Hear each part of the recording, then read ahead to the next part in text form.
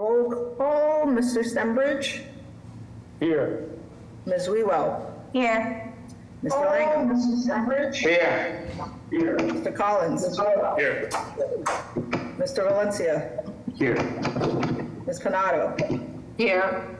Great, and just as a reminder, we are currently a 7-member board and we will become a 5-member board at 2 p.m. So I'll ask our applicants to Recording keep us in moving progress. forward. Thank you. Mr. Stembridge? Yes, Madam Chair. At this point, we'll move into the hearings for 1 p.m.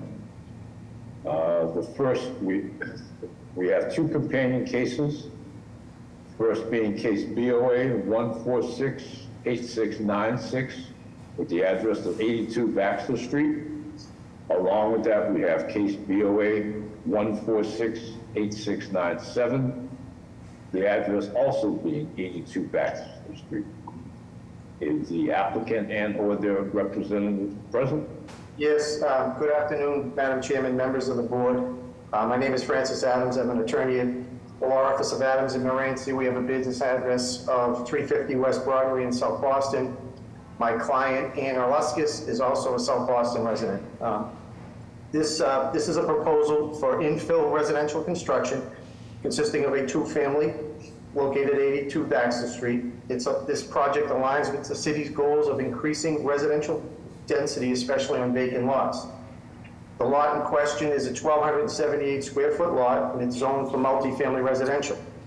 There'll be ground floor parking with 2 vehicles, accessed by means of an existing curb cut on Back Street. I'd like to address the building code violation first and get to the other violation afterwards. With respect to the building code violation, the roof hatch in question that's shown on the plans is provided only to provide roof access for maintenance and repairs. There's no roof deck being proposed. It can be seen on the proposed roof plan. That's on sheet A1-1. That it's a guardrail that's on the roof, and it is not for a roof deck. It's just a small area where the hatch egress is, and the guardrails are there simply for safety purposes. It's not an actual roof deck. But out of an abundance of caution, we still are asking for the building code variance for the hatch, even though, as I said, it won't be accessing an occupied roof. We don't believe it's necessary since there is no roof deck, but we don't want to, if this project were ever approved, run into any problems with ISD down the road. That's with respect to the building code violation. As you can see from the plans, the ground floor is the main building entry to the garage. The second floor consists of Unit 1, which would be an 806 square foot 2-bedroom unit. Unit 2 would be a 1,600 square foot bilateral 3-bedroom unit occupying the 3rd and 4th floor. There would be 3 small balconies of approximately 30 square feet each at the back of the building, providing needed open space. This is a vacant lot. There are 3 contiguous vacant lots in a row. My client only owns one of the lots, so they could not combine the lots. The zoning violations arise mainly from the pre-existing dimensions for this lot and include insufficient lot size, excessive building height, insufficient yard setbacks and open space, as well as an insufficient parking violation for tandem spaces.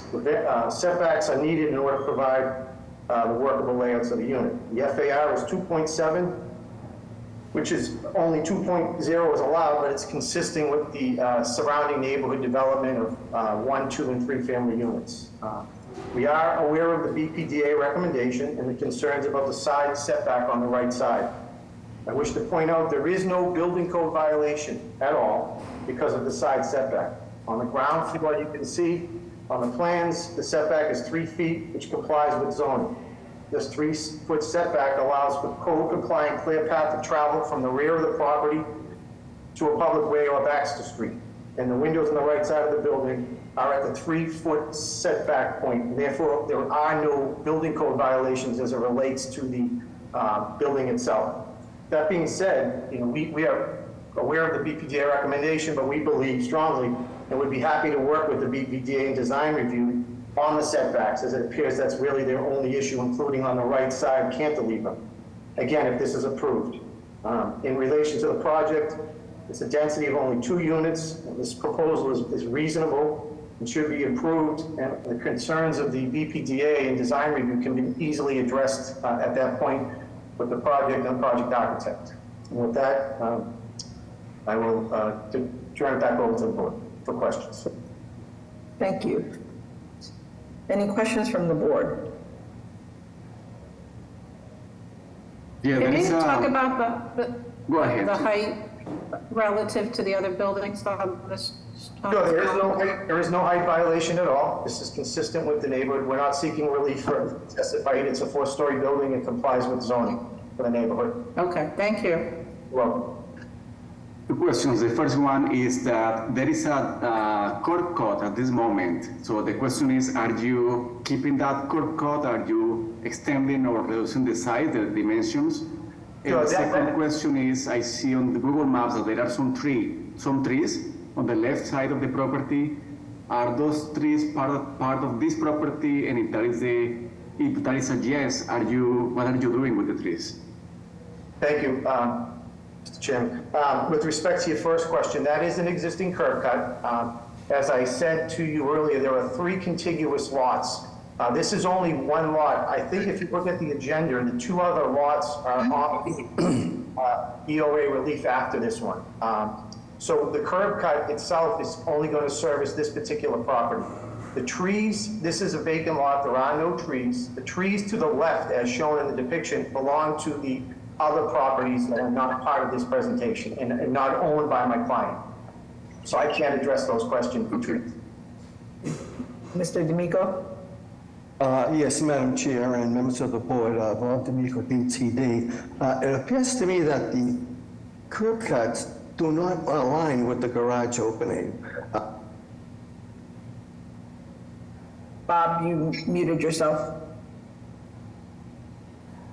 I'm sorry. I just wanted to see the alignment of the curb cut with the garage door opening, because it seems skewed from what I can see.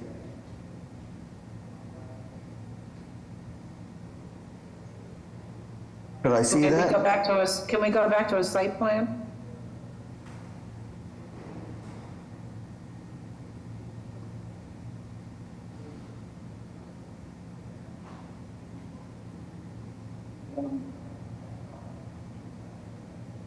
Well, that doesn't show me anything. I would like to ask, I would like to ask the board if they could put in a proviso for BTD review, just to make sure that there's no problem with the driveway not lining up with the garage door. It looks like the curb cut's too wide Yes. for the garage. The dimension on the curb cut is not called out though, I would say 10 feet would suffice. probably because it's existing. Mr. D'Amico, we will gladly accept that proviso on approval. Obviously, we'll do whatever BTD recommends as far as access.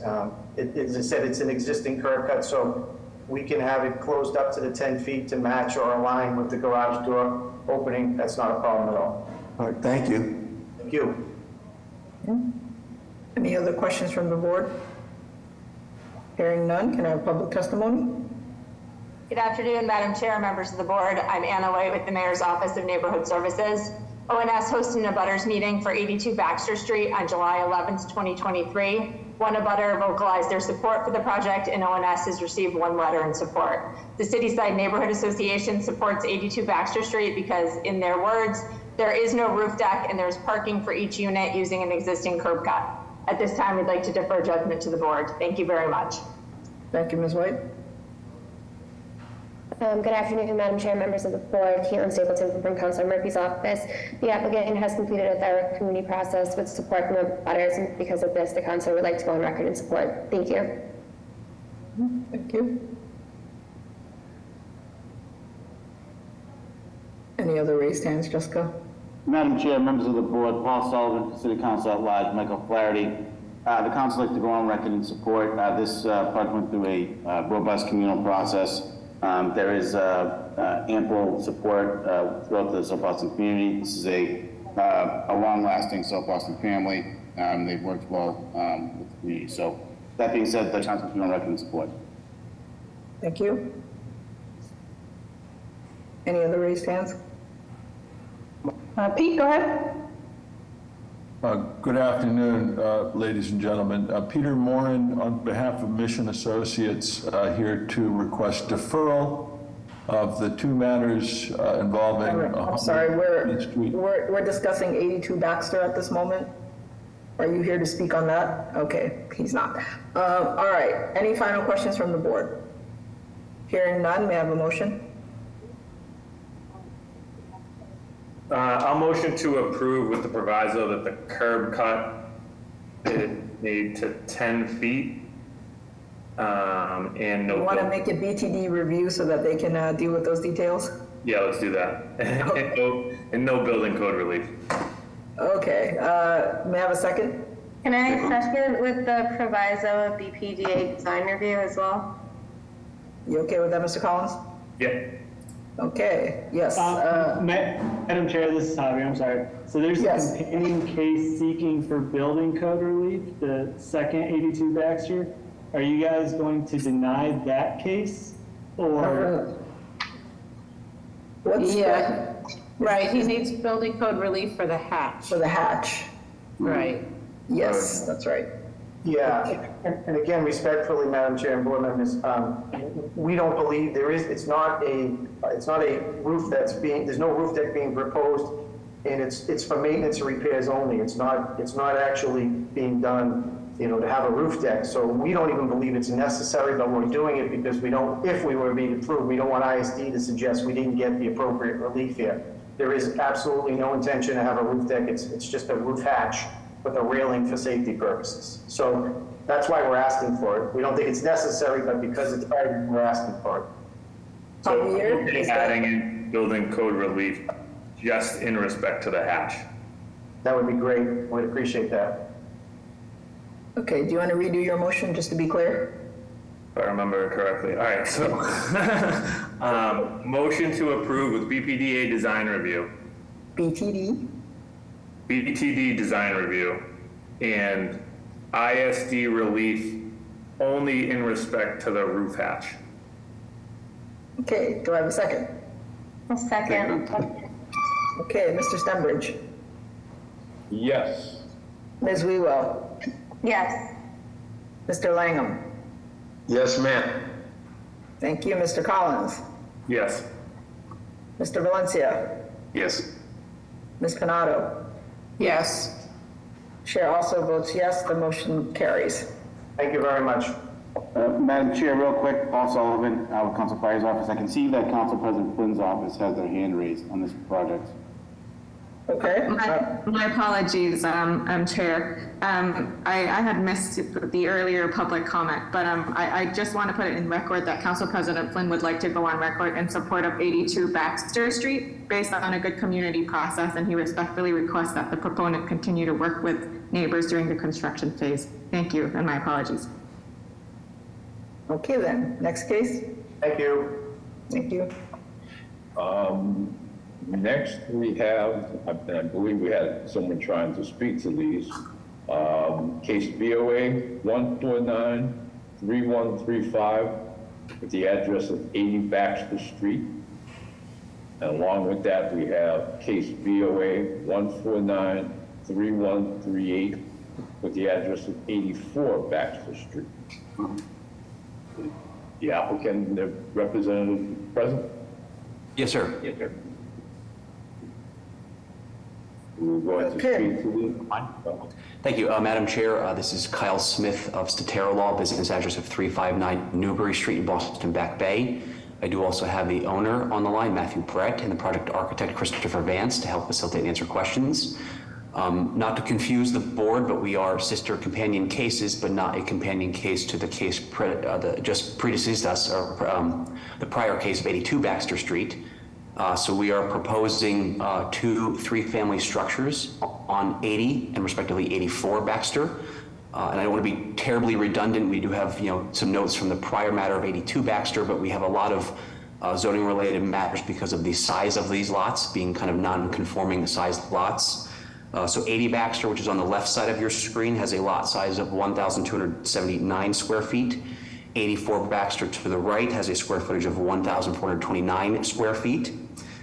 We have a lot width of 19.5 feet for 80 Baxter, a lot width of 21.5 feet for 84 Baxter. And the changes of width is then what is resulting in a sole differentiating violations between 80 and 84 Baxter. Again, the lot width. Otherwise, our cited violations are consistent for both projects. It should be noted that in the city's prior history, there were pre-existing structures on these sites that were, as a result of fire, burnt at some point. So we're trying to kind of rebring to this neighborhood and these lots, pre-existing structures, 3 families, similar in conformity and height to what you see up and down this street and in Southie. Just to kind of give you a brief rundown, in having proposed 3 family structures, we do have to both have our units being ADA compliant, and we also have to deal with, in this case, an overlay district for coastal flooding.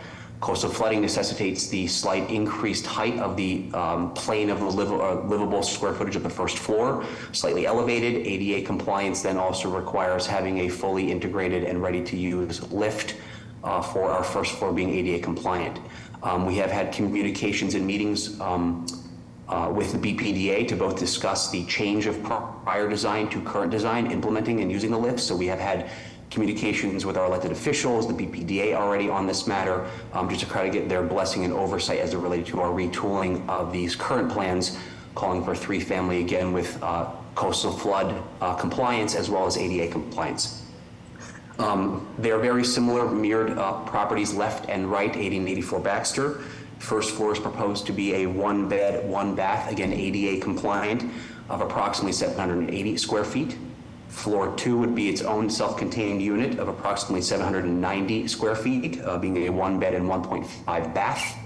And then also a 3rd floor of living proposed to be a 2-bed, 2-bath of approximately 980 square feet.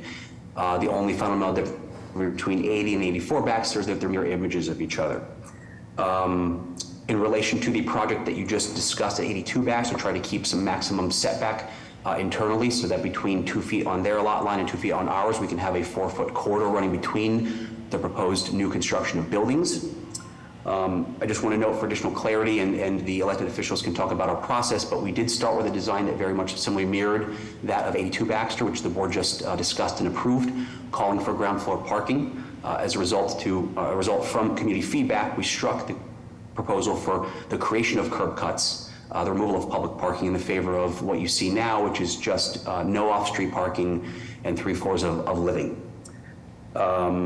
We do lie within about a half mile of public transit, both the Red Line T-stops, and we do have a bus thoroughfare that runs up and down West Broad. So we built these smaller 1- and 2-bed units will render themselves nicely to people looking to prevail themselves of public transit. So with that being said, I will turn it over to the board for questioning. Thank you. Any questions from the board? Okay. Hearing none, may I have public testimony? Good afternoon, Madam Chair and members of the board. I'm Anna Way with the Mayor's Office of Neighborhood Services. ONS initially held an abutters meeting for these addresses on February 6, 2023, and the project was not well received by the community. The proponent also presented multiple versions of this project to the Cityside Neighborhood Association and has adjusted the project after all of these community outreaches. They have reduced the height, the density, and the FAR. They also changed the building materials to better fit in with the neighborhood based on feedback.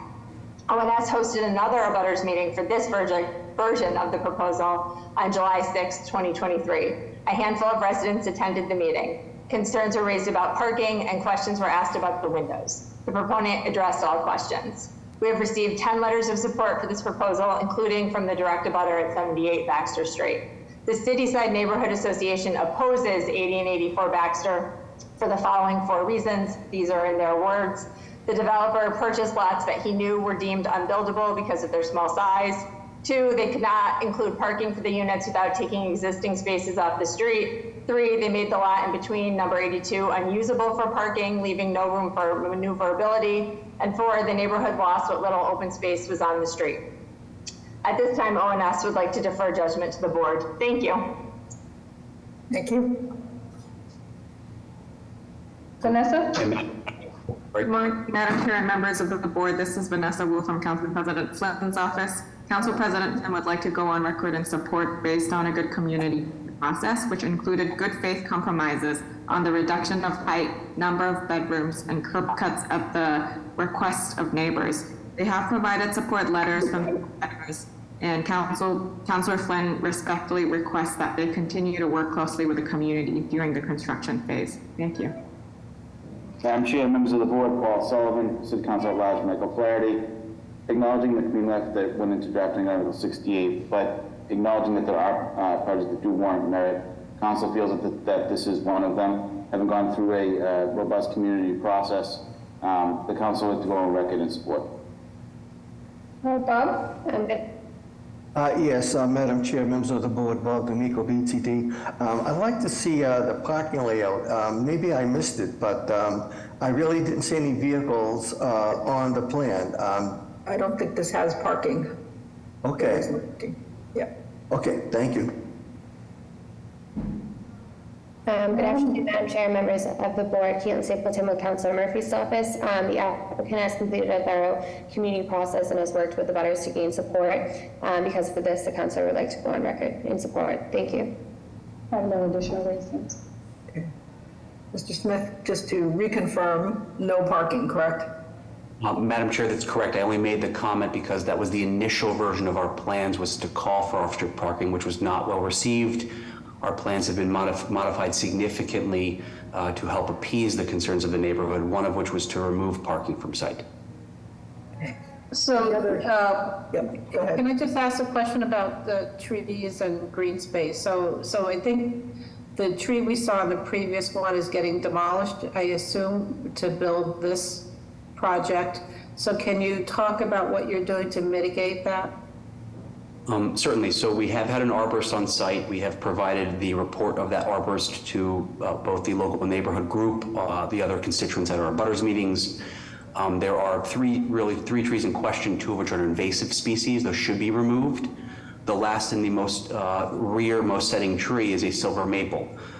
We are able to maintain, there's two trunks effectively. One is kind of leaning forward and one is the vertical, most substantive trunk or portion of the tree. We're able to remove that leaning forward portion and save the majority of the tree, which we're told shouldn't affect its lifelong longevity. So we have an arborist on site, and our intent is to remove the invasive species and to maintain in the majority of the beautiful silver maple that is on site. Thank you. Any other questions from the board? With that, may I have a motion? Madam Chair, I would like to make a motion to approve with BPDA review. May I have a second? Second. Okay, Mr. Stenbridge. Yes. Ms. Wewell. Yes. Mr. Langham. Yes. Mr. Collins. Yes. Mr. Valencia. Yes. Ms. Donato. Yes, although I have a question about G-fraud for, yeah, on both of these. Yes, ma'am. What's your question? Well, the BBJ memo indicates that it's located within a coastal flood resilience overlay district. Yes, CFROD. Yeah, so do we have Mr. Simonelli, is he gotten letters? No. And do we need to approve, right? Put that in our motion. Who are you asking, Mr. Smith or? Well, I assume that normally we have the two letters before we vote, and we include the G-FOD in our motions. I don't think this is not the same. Yeah, it's in our board memo. If there's a Mr. requirement. Simonelli is a G-COD. Oh, this is the G-COD, this is the flood resilience. Oh, okay. Yes. All right, sorry. That's Not okay. conservation, flood. Are you willing to vote, Ms. Donato? Yes, I'm voting yes. Okay. The chair also votes yes, the motion carries. Thank you all. Okay. So at this time, if we are beyond 1 o'clock, I want to ask if there are any requests for withdrawals or deferrals from any of the cases in the 1 p.m. timeframe. Yes, Mr. Secretary. Yes, Mr. Moore. Peter Moran for Mission Associates requesting a deferral on the two interpretations on 80 Smith Street and 100 Smith Street. Bear with me, Okay, sir. he just needs to read it into the record. So that request will be for case BOA 1501970 with the address of 80 to 100 Smith Street. And along with that, we have case BOA 1501979 with the address being 94 St. Alphonsus Street. Okay, Mr. Moran. Thank you, Madam Chair. We requested a deferral. We're deep into successful negotiations with Council's office to settle the matter. The matter went before the Landmarks Commission earlier this week and was approved on a unanimous vote pursuant to our understanding with Mr. Coburn's office. And we're just waiting for the clock to run on the appeal period, and we should be all set, and these matters will be then moot. Okay, so are you deferring or withdrawing? For the moment, we're deferring. Okay, so Javier, do you want to give a date? Yeah, I would suggest October 31st to let the appeal period run. Okay, great. May I have a motion? Motion to defer until October 31st. Have a second? Second. Mr. Stenbridge? Yes. Ms. Wicklow? Yes. Mr. Langham? Yes. Mr. Collins? Yes. Mr. Valencia? Yes. Ms. Panado? Yes. Chair also votes yes, motion carries. Thank you, Madam Chair. Thank you. With Okay, that, the next set of cases, we have three companion cases, which are case BOA 1476094, the address of 96 Prince Street. Along with that, we have case BOA 1476095, which also has an address of 96 Prince Street. And the last one with that is case BOA 1476097 with the address of 98 Prince Street. The applicant and/or their representative present. Thank you, Madam Chair. Members of the board, Attorney Jeff Drago with Drago and Toscano with a business address of 11 Beacon Street, here on behalf of Federal Investments Corporation and its owner and president, Barbara Angiulo, and we also have Alita from Chu Design as the architect. As was mentioned, this is a proposal to combine two existing buildings. This is a rendering of the proposal to be completed, but to combine two separate buildings and to create, I know in the agenda it mentioned 19 units. That was the original proposal. We are at 14 to combine the buildings and create 14 residential units with a fifth floor addition, which is common in the north end, and a rear addition on the property. The plans that you see before you and the ones that Mr. Collins should have all read as the updated 14 unit plan. We go to the next slide, please. This is just shows you the surrounding area. So this building lies along Prince Street at 96 and 98. So they're two separate structures. They've been abandoned since 2015 and sat idle. My client wants to revitalize them. One of the buildings is just a shell. It was completely gutted years ago. It has a storefront on the ground level, and the building next to it has 3 units, and then the 4th floor was completely gutted out. So it's really a shell of a building. We are proposing, this particular district is an MFR, so multifamily residential. If we go to the next slide.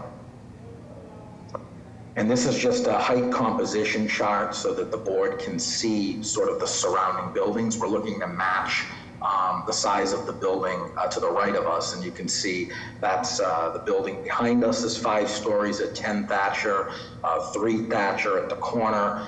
Directly next to us is 5 stories and also has a rear back addition that goes back where we're proposing to match. 92 Prince is 5 stories, 88 Prince, and then all the buildings directly across from us. This particular district is a 55-foot height allowable under the code. We are still proposing to be lower than that at 52 feet, 1 inch. Just to go over the unit breakdown that we're proposing. So if you can go to the next slide, Madam Ambassador. We're proposing 8 studio units on average of 500 square feet, 1 one-bedroom unit at 680 square feet, and 5 2-bedroom units at 945 square feet. The building lot size is 2,436 square feet, and because we're now creating these additional units, we've worked out with the BPDA and have been in contact with them about 2 of the units being set for affordability. And those 2 units have already been identified and proposed. That would bring us up to a 14% affordability. That is unit 101. It's a 1-bedroom unit, and then unit 202, which is a studio unit. The plans, just to go through the layout, the basement would just remain as storage and mechanical. Everything in the inside would be completely gutted out, and obviously adding the additions new. The exterior would be cleaned up, keeping that brick facade that is there now. The first floor would house units 1 and 2, and it would have our lobby and front entrance. Just to be clear, right now, the building has fire escapes. Those would come down, and there would be a full second means of egress out the back of the building along Lombard Place. The second floor would house units 3, 4, and 6. Third floor, units 6, 7, and 8. The fourth floor would house 9, 10, and 11. And then the fifth floor, finally, units 12, 13, and 14. We did, through this process, get support from all of our surrounding abutting buildings that are similar in height and wanted to see this building utilized and cleaned up as well. I can pause to answer any questions that the board may have. All right, thank you, Mr. Drago. Any questions from the board? Okay, hearing none, may I have public testimony? Good afternoon, Madam Chair, members of the board. I'm Sierra D'Amico with the Mayor's Office of Neighborhood Services. Applicant has completed the community process on behalf of my office. There was an abutters held on May 24th at 6 p.m. The applicant did meet with the 2 North End groups, NURA and NUNIC, and they did receive a letter of support from NURA and a letter of opposition from NUNIC. At this time, our office would like to defer to the board's judgment. Thank you. Thank you. Good afternoon. Madam Chair, members of the board, Elaine Donovan with Councilor Coletta's office. Our office received a letter in support of this project from NUNIC and a letter in opposition from NURA. At this time, the council would like to defer to the board. Thank you. I have no additional raised hands. Okay. Any other questions from the board? May I have a motion? Madam Chair, there are comments from the Disabilities Commission. Okay, do you want to read that into the record? This is a renovation, but it exceeds 30% of the building cost for $100,000. It will require an accessible entrance to the building on the property. Mr. Drago, do you want to address that? I would like to have Alita, who is on the call. I'm sure we can take care of it. She's with Arthur Chu's office, so she designed the plans. I know I saw her on here. Hi, this is, can you hear me? Yes, ma'am. Hi, Alita Alba with Chu & Company, 1 Billings Road, Quincy. We did not receive so far a refusal from ISD and a violation for because it's an existing building. But if that comes up, we'll work with ISD to resolve that problem. We can put a lift and we can resolve that problem. Okay, thank you. With that, may I have a motion?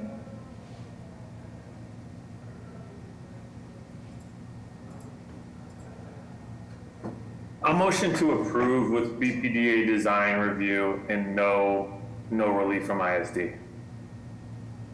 May I have a second? Second. Mr. Stenbridge? Yes. Ms. Wewell? Yes. Mr. Langham? Yes. Mr. Collins? Yes. Mr. Valencia? Yes. Ms. Panado? Yes. Okay, the chair votes yes, motion carries. Thank you very much. You're welcome. All right, I think we have a reconsideration? That is correct, Madam Chair. Okay, What we have is case BOA 1214604, the address of 423 William F. McClellan Highway. Is the applicant and or their representative present? Madam Chair, members of the board, good afternoon. Timothy Fraser from the law firm of Dane Torpy, business address of 175 Federal Street in Boston. Along with me is the operator of the proposed project, Valerie Barsom. She's here in the room with me. who's presenting? Sorry, Madam Chair, I didn't catch that. Which one of you is presenting? I'm sorry. I'll be presenting, Madam Chair. Okay, thank you. Please proceed. Sure. So this is a hearing on whether the board should reconsider its decision at our prior hearing, but more accurately, we're seeking today a vote on whether to reconsider the board's result on April 11th because no vote was actually taken at that hearing. So in effect, there was no decision made. Specifically at the April 11th hearing, there was a motion to approve, which you may recall, Madam Chair, and that motion to approve failed to reach a quorum. But no further motion was made or voted on by the members of the board, so it left the matter without a vote. In other words, it's not clear to the applicant whether the matter was denied or denied with prejudice, or for that matter, as often as the case may be, it could have passed under a new motion where certain restrictive covenants or provisos would have garnered the necessary support for passage. But because no vote was taken, the position of the board is unknown. So this hearing is actually a vote on whether or not there be a rehearing so that the applicant can present the project in a manner that produces a recordable board vote. In our request for reconsideration, Madam Chair, we outlined a number of other reasons why the board should grant the reconsideration. There was some confusion at the last hearing, Madam Chair, with regard to the Conservation Protection Subdistrict. I believe during the public testimony, a member of the public erroneously informed the board that the CPS district prevents development in this area. But actually, as the board, I think, is aware, the CPS district actually just outlines and stipulates some requirements in order for development to occur. Those requirements are that the environment be considered, and we have an analysis from a certified arborist that has considered that, and we think that information would have been useful to the board in making in making the motion. Second, also at the hearing, Madam Chair, there was some confusion on the legal standard for the variance and whether or not it's a variance or a conditional permit. In either case, Madam Chair, our project meets the criteria for granting a variance or as well as granting a conditional permit. And we think that with the board secretary's help, we'd be able to clarify which one of the procedures that the board would be voting on at our upcoming rehearing. Also, because of the scheduling delays during that particular day, the numerous support from the community and from, most importantly, from our elected officials was not able to be heard by the board. The applicant submitted over 382 letters of support and 107 emails from East Boston residents, and the bulk of those were Orient Heights neighborhood residents and abutters. However, because of the scheduling, we were not able to present the support, nor most importantly, the city councilor and state senator were unable to speak. And again, we think that that information would have given the board a more accurate picture on which to decide this project, really getting a view of the overwhelming community support that exists to replace the two old dilapidated signs that are there with this new project. And finally, the board's action on April 11th didn't seem to be consistent with its most recent and prior actions regarding projects of this type. Particularly, there's been identical projects that were approved. Ours is slightly different in that we actually have overwhelming support from the community as well as zero residential impact. There's no residential impact to our project. The sign is physically impossible to be viewed from a residence. So based on those reasons, Madam Chair, members of the board, we respectfully request that the board do grant a reconsideration of this hearing of this matter so that we can produce a recordable vote. Thank you. Are there questions from the board?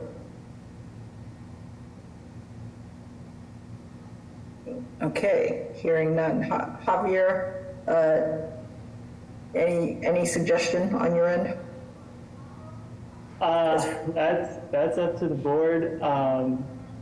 I don't need to take public comment on this, or should I be taking public comment? No, if it's a reconsideration request, there's no need for public testimony. Right now, say as the motion for approval at the original hearing was not passed, it is currently a denial, a straight denial. So whatever the board decides, if they approve that, it would be a straight denial from the original thing. And if that is the case, Madam Chair, then we would respectfully request, as we were waiting for another vote to be offered to the board, a motion for denial at which we could have requested denial without prejudice. So if that is the case, then we would respectfully request denial without prejudice, if that's the case. Unfortunately, Madam Chair, I don't think the board can make a new motion for a dismissal without prejudice. It'd be to uphold the original decision or to vote for a new reconsideration hearing at a later date. Okay, I just wanted to be clear that the interpretation of a non-vote is not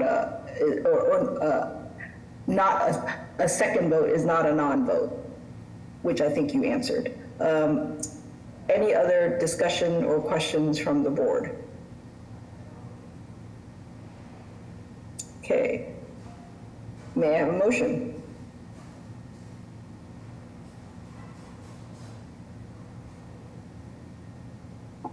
Okay, Madam Chair, I think we heard about this project and I make a motion to deny. Okay, may I have a second? Second. Okay. Mr. Stembridge? No. Ms. Wewell? I'll vote no as well. Mr. Langham? No. Mr. Collins? I'm going to vote no as well. Okay, Mr. Valencia? Bueno, I vote yes because I made the motion. Ms. Panado? I vote yes. Okay, I also vote yes, but again, the motion does not carry. Is there an alternative motion? So I'll motion to rehear the case. Do I have to pick a date for that? Or is it just to reconsider the case? Just to reconsider the case, we'll pick a date after that. All right, so I'll motion to reconsider the case. Is there a second? Second. Mr. Stembridge? Yes. Ms. Wewell? Yes. Mr. Langham? Yes. Mr. Collins? Yes. Mr. Valencia? No. Ms. Panado? No. The chair also votes no. The motion does not carry. We have two failed motions. If someone wants to make a third motion or at this point, it would be denied as, it would be a hung board at this point. But what about a motion to deny without prejudice? Unfortunately, you can't because the original decision is a denial, as there is Is a no denial, alternative motion. right. Yeah, I mean, yeah. We don't have any more options, right, Javier? That's correct, you know. Okay, well then I think the original motion, the original outcome stands. So just to clarify, Madam Chair, the vote to rehear the case did not pass. The vote to not rehear the case did not pass. And that leaves us where? Javier, let's re-explain. If the motion did not pass for approval and denial, and it's split 4-3 both ways, at this point, it would be a straight denial and as upheld of the original decision.